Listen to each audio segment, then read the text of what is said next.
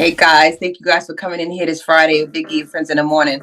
I'm sitting here I'm shaking and rocking like the old mothers in the church when the speaker get up and give that good word, because that word excellence that resonates with me, because everything we do should be with the spirit of excellence. Absolutely, because a lot of times we try to throw God anything, but then when we go out into the secular world, we expect Him to give us grade A 5-star treatment. So that is amazing. So, okay, let's do these 10 keys, because Eric was telling some 10 keys. Now I'm all in. My ears is open, flapping.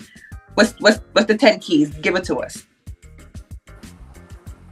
Well, Dr. Shabazz has 10 topics of excellence in the scripture that he has. The scripture he has is 1 Corinthians 12 and 31. And they say, but covet earnestly the best gifts, and yet I will show you a more excellent way. There we go. There we go. And he has 10 topics of excellence. So, Dr. Shabazz, can we dive into those 10 topics of excellence? Can we just gnaw on them for a few seconds, and we can go through those 10 topics right quick? Yeah, Biggie, you can see after I finished the notion of definitional perspectives, and, I'm one of those teachers. I like people to be able to follow me.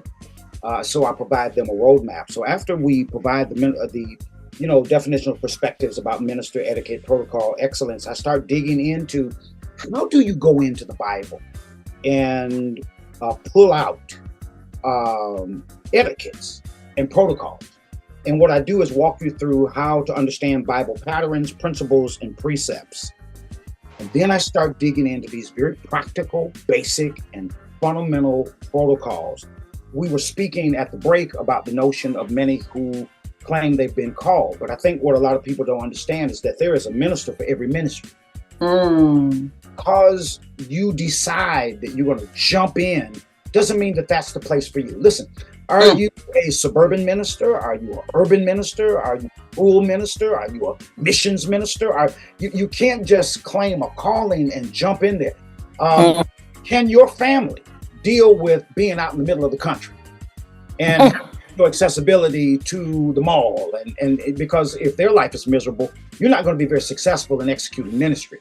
There's preach. A lot of very practical things that have to be considered. You don't just jump out there and accept the first invitation to take a church because you feel like you, quote unquote, have a calling. There is a ministry for every minister, but what is your ministry? What is it that God intends for you to do? And then I talk about a number of things that has to do with the first church. I've seen so many young ministers just go in and tear up churches. They go in, they think that they're knowledgeable, they're insightful, they may not be experienced, but they think that they're filled with wisdom, and they go in and they start dismantling things. They start changing things immediately. The first year, a minister should change nothing. Sir, say that again. Leave the people alone. It doesn't matter how well it works or how dysfunctional it is. What you want to do is take that Bible and establish yourself as a person of God. Come on. Someone that is knowledgeable of the scriptures. And then you began systematically to pray and work your way through needed changes. We often talk about ministerial honeymoon. Everything is up and everything is optimistic.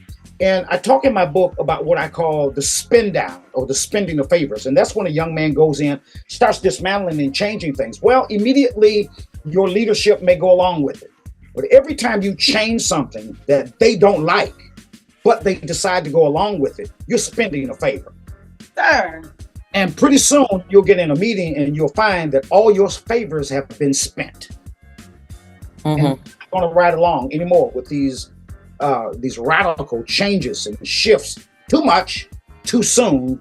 And before you know it, your honeymoon is over. People will stop working with you and start working on you. It's those kinds of basic. Say that again. People will stop working. People will stop working with you and start working on you. That's when you start seeing passive aggression in leadership. And there's a section in the book where I talk about dealing with passive aggressive leaders. These are people who will do nothing publicly to hurt you, but they will be careful to do nothing to help you. That's good. That's good stuff. And That's a lot some of really good stuff. They're not going to publicly, overtly attack you, but they will be very careful to see to it that they don't do anything to help you. That's that passive aggressive kind of spirit. It's filled with problems. It's filled with challenges. Well, You Doctor, know, excuse me. Go ahead. go ahead, Biggie. No, Go I ahead. was just about to say, I was you just know, thinking of how I've seen so many churches. There's a new pastor that comes in, and what he's saying is so true. Immediately they start changing, and the people become immediately offended, and they start either leaving or they start sitting back and doing nothing to see the growth of that ministry or that pastor. You can take it from there, Biggie. Yeah. So guys, look, we're here with Biggie and Friends in the Morning with Dr. O.J. Shabazz. Man, this excellence in ministry. Y'all got to understand. Roberta, watch it, Roberta. So look, Roberta, guys, we'll be back right after this with Gumbo of the Day. Y'all make sure y'all keep it locked. We'll be right back.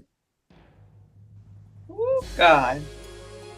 I dedicate this song to recession, depression, and unemployment. This song's for you. Today's a new day, but there is no sunshine. Nothing but clouds, and it's dark in my heart, and it feels like a cold night. Today's a new day, but where are my blue skies? Where is the love and the joy that you promised me? Tell me it's alright.